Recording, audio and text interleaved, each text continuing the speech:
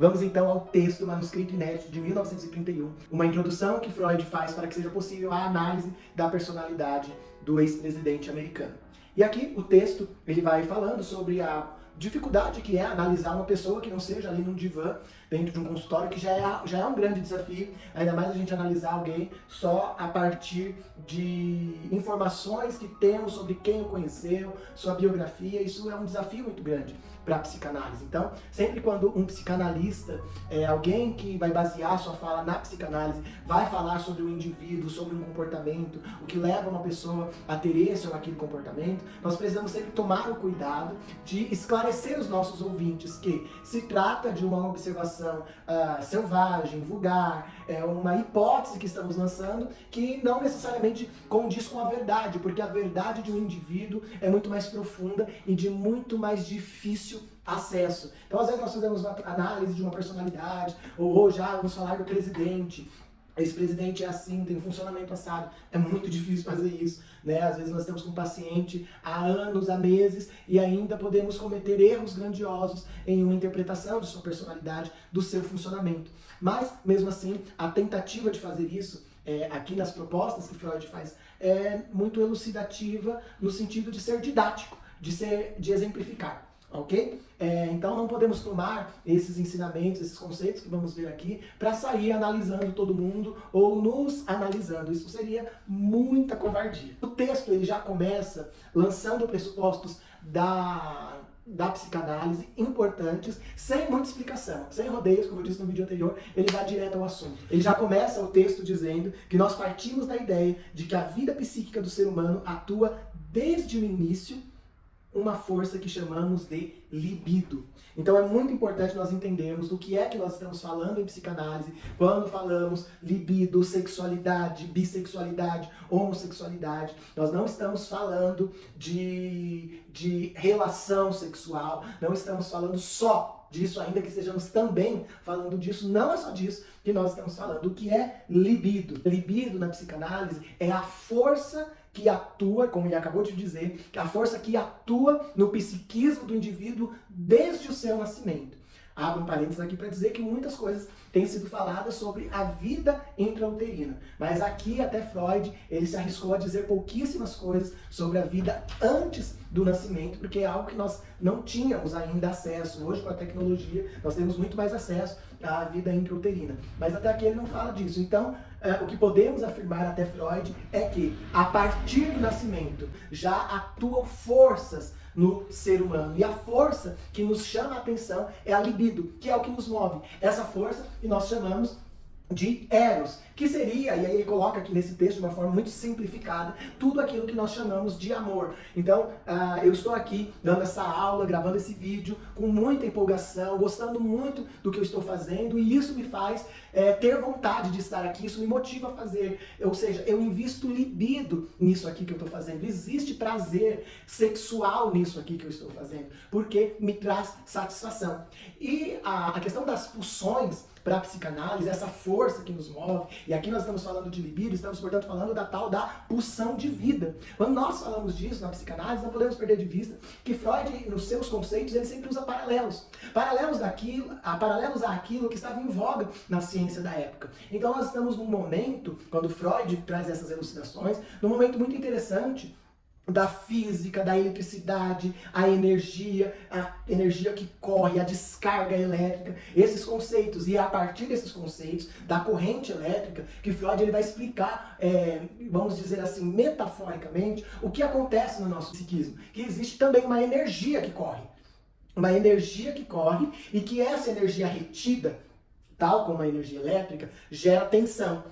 Então essa energia sempre precisa ser descarregada, e a descarga dessa energia é o que gera prazer, satisfação. E a energia que corre o corpo é o que nós chamamos em psicanálise de libido, que ele fala no texto, logo no primeiro parágrafo, que é como uma carga elétrica. O primeiro abrigo da libido é o próprio corpo. Então é comum nós vermos que o bebê encontra em si mesmo todas as suas fontes de prazer. Ou seja, o bebê, nós dizemos em psicanálise, que ele é autoerótico. Ele encontra satisfação em si mesmo.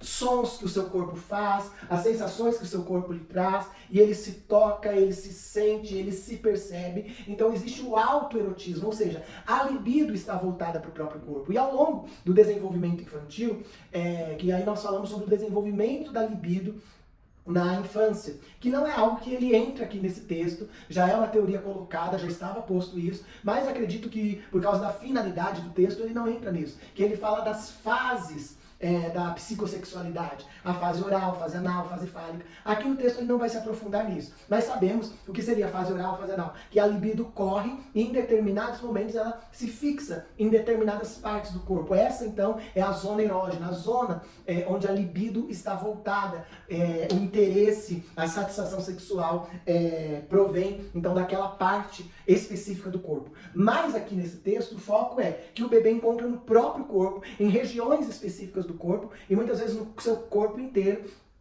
o próprio prazer. Então a libido está voltada para si mesma. E é por isso que ele chama esse primeiro abrigo da libido, que é o próprio eu, de narcisismo. Então o texto sobre narcisismo é um texto fundamental na obra freudiana e que vai ser berço para outros conceitos que são desenvolvidos depois. Mas o que nos importa então é que essa libido, esse amor, essa energia está voltada para si mesmo. A isso nós chamamos de narcisismo, que é o que popularmente conhecemos como amor próprio. O amor próprio, que é o narcisismo, então fala dessa energia sexual que corre o corpo voltada para o próprio eu. E aí ele fala, o bebê, ele trata o seio como um objeto. Então, só que ainda o que ele sente, depois Melanie Klein, que é uma psicanalista, ela vai desenvolver melhor esse conceito e ela vai se fixar na relação do bebê com o seio. Mas aqui Freud vai falar que, de início, o seio, que é um objeto, o que é objeto na psicanálise? Para onde vai a libido? Ok? Objeto, então, é o destino da libido. Então, o objeto do meu amor, o objeto da minha libido, eu direciono a minha libido a esta pessoa, eu direciono a minha libido a esta profissão, eu direciono a minha libido a esta atividade. Então, esses são os objetos. Então, nós estamos falando do amor objetal, que é o oposto do narcisismo. Então, esse amor pode ser objetal ou narcísico, voltado para um objeto ou voltado para o próprio eu. No início, para o bebê, o seio é introjetado para dentro de si. Então, na fantasia, no psiquismo do bebê, aquele seio com quem ele se relaciona e que ele ao qual ele direciona a sua libido, aquele seio ele coloca para dentro e faz parte do seu próprio eu. Então, Freud está afirmando que até a relação do bebê com o seio da mãe é uma relação narcísica também, porque para ele o seio está incorporado, está introjetado, faz parte do seu próprio eu. Por isso, ele considera ainda uma relação narcísica logo no início dessa relação. E Freud ainda fala, que são pessoas que nos parecem monstruosas, que são os narcisistas, as pessoas que popularmente nós chamamos de pessoas egoístas. Não estou falando da patologia, do transtorno de pessoas narcisistas. Não é esse o nosso assunto, isso é um assunto na nomenclatura da psiquiatria. Aqui em psicanálise, nós entendemos que narcisismo é amor próprio. Existem pessoas que têm um desequilíbrio. Por quê? Porque em um adulto normal, existe equilíbrio entre amor objetal e amor próprio. Ou seja, um equilíbrio entre quantidade de libido que eu direciono para o meu próprio eu e quantidade de libido, proporção de libido que eu direciono para um objeto. Esse equilíbrio de proporção, eu acho legal esse movimento aqui, porque esse é o psiquismo, encontrando o tal do equilíbrio em tudo. Proporção, quanto de libido eu direciono para o outro, quanto de libido eu direciono para mim mesmo. Isso entra em mais ou menos um certo equilíbrio em um adulto saudável. Agora, pessoas que têm uma quantidade muito maior de amor próprio, que são as pessoas mais egoístas, mais narcisistas, que acaba desconsiderando o outro, pensando nos seus próprios interesses. Nós estamos falando de uma libido que está muito mais direcionada para si. Agora, aquela pessoa que ama, faz, cuida, protege, pensa em todo mundo, mas quase nunca está fazendo por si, pensando em si. Também existe um desequilíbrio. Então, um adulto, até aqui, saudável, uma personalidade que se desenvolve de forma saudável, é alguém que consegue ter mais ou menos, e eu sempre digo mais ou menos, um equilíbrio entre amor objetal e amor próprio. Veja, nós estamos aqui nos primeiras linhas, primeiras palavras de Freud nesse texto, e já estamos entendendo algo aqui sobre formação da personalidade. Lembra que personalidade é o seu jeito de ser que é único. Então, diria assim, a primeira coisa que vai definir o seu jeito de ser, é esse equilíbrio. E nesse sentido, não existe ninguém igual. Ninguém tem uma quantidade exata de 65% da sua libido está voltada para si mesmo e 35% voltada para o objeto. Nós não quantificamos, eu estou brincando, né? Claro. E vai ter outro ali que vai ter a mesma quantidade. Não, nesse sentido você já é único. O quanto de equilíbrio existe entre a libido objetal e a libido narcísica, o amor objetal e o amor próprio. Mas ele segue. E a segunda hipótese que ele lança é que todo indivíduo é constituído de elementos de masculinidade e feminilidade. Então ele fala no texto que não importa se é homem, se é mulher, o psiquismo de todo ser humano é formado por características, por componentes masculinos e componentes femininos. Em que sentido isso? Psicanaliticamente, nós estamos falando, portanto, que todo ser humano é bissexual. Mas aqui nesse texto, como que Freud explica? Veja, eu faço o tempo todo a questão de falar aqui nesse texto, porque em outros momentos, em outros lugares da sua obra, ele amplia e traz esses conceitos desta ou daquela forma. O nosso foco aqui é no manuscrito inédito de 1931. É claro que o nosso objetivo aqui não é esgotar o tema personalidade segundo psicanálise, porque nós deveríamos trazer outros conceitos que não estão nesse texto, nos aprofundar, falar inclusive de outros autores que inclusive eu gosto bastante, autores contemporâneos, ajuda muito a aumentar essa compreensão. Nós estamos aqui falando de um texto de 1931 que Freud escreveu e resumiu sua teoria. Estamos olhando para isso, ok? O que é essa bissexualidade? Então, componentes masculinos e femininos. O que ele está chamando de componentes masculinos e componentes femininos na sexualidade? Freud ele vai falar que o psiquismo não está separado do corpo. O psiquismo está ali, tal qual o desenvolvimento do corpo. Então ele vai falar que, tem até um texto que ele fala isso, né? Que a biologia, a anatomia, ele fala, ela é uma autoridade sobre o psiquismo. Como foi o desenvolvimento anatômico desse corpo, desse indivíduo, impacta diretamente no desenvolvimento da sua personalidade. E aí ele vai falar, se nós formos pensar assim, biologicamente, nós temos, tanto homem como mulher, os mesmos órgãos sexuais, só que desenvolvidos de formas diferentes. E aí ele fala no parágrafo seguinte, as glândulas mamárias no homem, só que na mulher se desenvolve e cresce. A próstata tem o seu correspondente na mulher, que é o útero. No homem nós temos o pênis, na mulher nós temos o clitóris. Então, que são correspondentes. Os mesmos órgãos, a princípio, que se desenvolvem de formas diferentes. Então, existe componentes em comum na personalidade de homem e na personalidade de mulher. Mas o que muda é como esses componentes se desenvolvem e e como que eles criam um equilíbrio.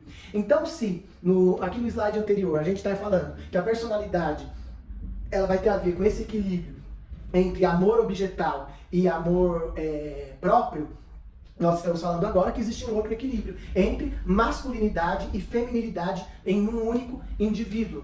Então, psicologicamente, nós estamos falando o quê? Que a parte da libido, olha o que Freud explica aqui para nós, a parte da libido que não ficou voltada para o próprio eu, que não é um investimento narcísico, ela vai sair ou de uma forma masculina ou de uma forma feminina. Ela vai se voltar para o objeto de uma forma masculina ou de uma forma feminina. Como isso? Que seria voltar-se ao objeto masculino ou feminino? Feminilidade seria a passividade, enquanto a masculinidade corresponde à atividade. Então, o que é minha libido voltada de forma feminina para um objeto? Ser amado, submisso, tem a ver com o masoquismo. Esse desejo de submissão, de ser acolhido, ser guardado, ser protegido, ser amado, me submeter. É uma relação objetal, uma relação que eu tenho de ser protegido, de ser amado. A melhor forma de definir passividade aqui é no sentido de receber. Enquanto a atividade é no sentido de dar, de oferecer. Porque Freud ele vai fazer sempre um paralelo com o próprio desenvolvimento anatômico dos órgãos reprodutores. Então, a feminilidade, o órgão feminino é o que recebe, o que é introduzido. Então, psiquicamente falando, a feminilidade dessa libido é estar aberto para receber do outro, ter prazer em ser alvo da atividade de alguém sobre mim. Essa seria a feminilidade psíquica, os componentes femininos. Então, a satisfação em receber. Agora, a masculinidade psíquica tem a ver com o quê? Com a atividade. É o prazer de estar do outro lado.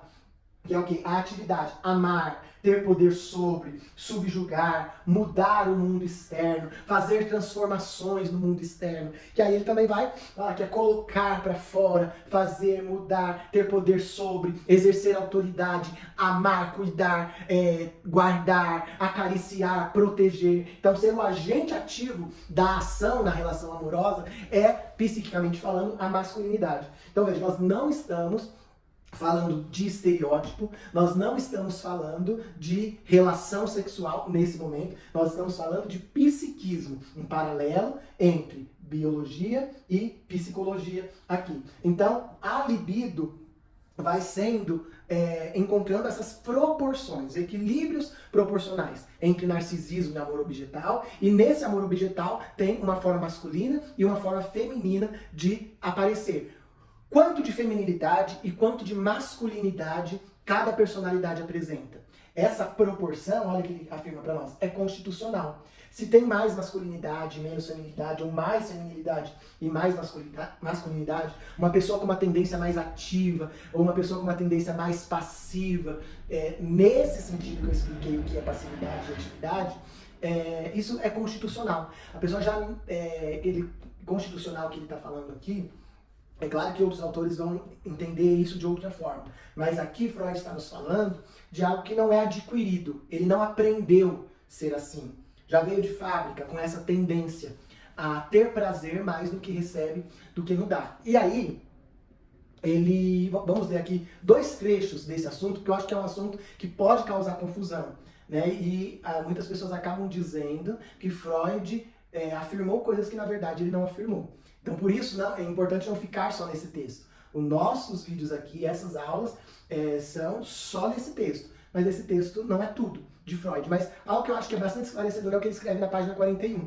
Se o indivíduo está equipado com órgãos que lhe permitem desempenhar o papel masculino no ato sexual, ou seja, o indivíduo que tem pênis, que nasceu homem, podemos esperar também que a extensão ou a proporção, a quantidade de masculinidade na sua constituição e em seu comportamento na vida seja maior que aquela de sua feminilidade. E da mesma maneira, isso acontece na atividade sexual feminina. Então, é o que ele está dizendo. Por causa disso, se anatomicamente ele se constitui de forma masculina, com órgãos masculinos, órgãos que se desenvolveram mais masculino, a sua atividade sexual, no sentido que é atividade sexual, gente, nós estamos falando da sua libido objetal. A libido que vai para o objeto vai de maneira mais masculina, ou seja, espera-se que a sua tendência de ser ativo seja maior do que a sua tendência, que também é presente, porém menor, de ser feminino, ou seja, de ser passivo, considerando que é atividade e passividade aqui em psicanálise. E aí ele fala, né, que essa regra permite algumas exceções. E olha o que ele vai falar na página seguinte, que seria a página 43 dessa edição. Masculinidade anatômica e masculinidade psicológica com frequência não se apresentam juntas. Existem homens que nascem com tão pouca masculinidade e tanta feminilidade que uma porção muito maior de sua libido permanece aderida a tendências femininas. E ao contrário, também é completamente possível, há também mulheres que trazem tão pouca feminilidade que em tudo, com exceção da sua anatomia genital, são equiparáveis a homens. Como isso acontece, não sabemos. Então veja, ele não vai explicar o porquê isso acontece, mas dizer que não é anormal que isso aconteça. Só que aqui ele ainda não está falando de homossexualidade. Ele não está falando de relações homossexuais. Ele vai explicar que a homossexualidade não é o mesmo que vida homossexual aqui na nossa conversa. Nós estamos falando de uma personalidade homossexual, que todo ser humano é bissexual, não é o mesmo que dizer que o investimento objetal nas relações amorosas, na vida adulta, será bissexual, hétero ou homossexual. Não é esse o assunto do texto, ainda que nós vamos falar sobre isso um pouco e dar uma pincelada. Não é essa a conversa, nós estamos falando aqui de personalidade, às vezes ele usa no texto a palavra caráter. Caráter, quando Freud usa caráter, ele usa como sinônimo de personalidade, e não no sentido que popularmente usamos como uma pessoa de bom caráter ou de mau caráter. Então é muito importante, quando ele fala de um caráter homossexual, não estamos falando de homossexualidade, nós estamos falando do investimento libidinal, ok? Ele fala que na maioria dos casos, existe um equilíbrio entre masculinidade e feminilidade, sendo que espera-se que alguém que tem uma anatomia masculina, a proporção de libido com tendências masculinas seja maior que a libido com tendências femininas. Mas isso não é regra. É possível você encontrar homens com tendências libidinais femininas e que não são homossexuais. De fato, eles são homossexuais nesse sentido, de ter muito mais libido feminina. Mas a escolha objetal, ele afirma e comprova isso. Não tem a ver com isso. A escolha de um homem se relacionar com outros homens na vida adulta é definida nas suas relações infantis. Todavia, não depende necessariamente da qualidade dessas relações, ou seja, não depende necessariamente do que esses pais fazem com essa criança, mas essa escolha, se ele vai se relacionar quando adulto com pessoas do mesmo sexo ou pessoas do sexo oposto, isso é definido. Isso é escolhido ali, mas não pela influência dos pais. Isso é algo interno. São muitos conflitos internos que levam a essa ou aquela escolha. Nós não estamos entrando nesta seara, nesta parte do texto. Aqui nos textos nós estamos falando de um outro tipo de coisa quando nos referimos a esses termos homossexualidade e bissexualidade. E aí ele fala, vida homossexual é quando a troca de objeto e não quando a troca na personalidade. Uma coisa não depende da outra. E aí ele explica, há homens que têm uma tendência libidinal masculina ativa, mas que se relacionará com outros homens, e vice-versa. Não uma coisa não influencia a outra. Então, trazendo de volta, a libido não retida no narcisismo se distribui entre masculinidade e feminilidade. Então a gente está falando aqui de pelo menos, nesse momento, vai aumentar, de 3 possibilidades de libido. Libido que se volta para o próprio eu, para o próprio corpo, que é o narcisismo. Então parte da libido vai para isso. Outra parte vai para o objeto de forma masculinamente, outra femininamente. Aí ele fala, a homossexualidade objetal tem a ver com relações infantis, mas isso é uma conversa para mais para frente. E aí ele fala, as primeiras relações da vida, então assim, qual que é a primeira relação que uma pessoa tem, um indivíduo tem no mundo? Ele se relaciona primeiramente com quem? Com as figuras parentais, com os pais, pai e mãe. E essa relação, via de regra, é uma relação sempre passiva. Por quê? O que o bebê faz para a mãe? Para o pai? Ele só recebe. Então ele está numa posição completamente passiva.